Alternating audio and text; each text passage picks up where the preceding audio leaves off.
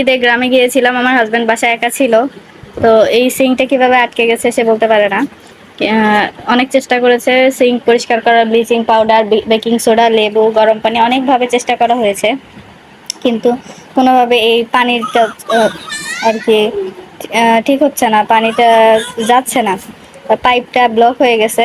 আমরা বড় পাইপ এবং এই বাথরুমের ব্রাশ দিয়ে অনেক চেষ্টা করার পরও পাইপটা খুলতে পারি নাই।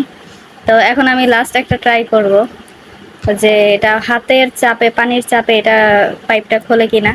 যদি না হয় তাহলে লাস্ট পর্যন্ত মিস্ত্রি এনে তারপরে এটা কাজটা করাতে হবে। এখন ওই পর্যন্ত আমরা যেতে চাচ্ছি না, আগে আমরা ট্রাই করতে চাচ্ছি। তো এই জন্য আমি আগে ভালো করে ব্লিচিং পাউডার ছিটিয়ে নিলাম, কারণ এখানে অনেক ময়লা, হাতে লাগলে হাতে মারাত্মক চুলকানি হতে পারে। এছাড়া আমি হাতে একটু সাবান মেখে নেব। ভালো করে হাতে সাবান মেখে নিলে এই জীবাণুগুলো হাতে লাগবে না। আমি ইউটিউবে অনেকবার সার্চ করেছি যে এর সমাধান কি।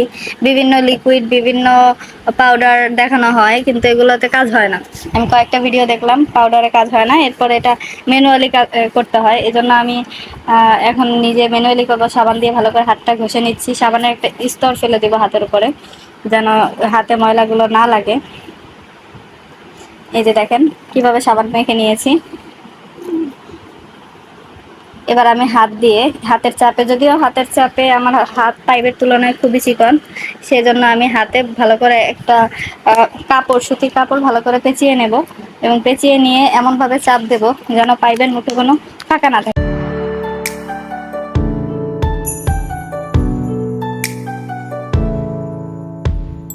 এই যে দেখেন আমি সাকসেস হয়েছি এবং পাইপটা ক্লিয়ারলি একদম পরিষ্কার হয়ে গেছে। এই যে একদম পানি ঢাললেই চলে যাচ্ছে, সাথে সাথে পানি চলে যাচ্ছে, ভিতরে কোনো পানি নেই। এখন ক্লিন করা হয়ে গেছে।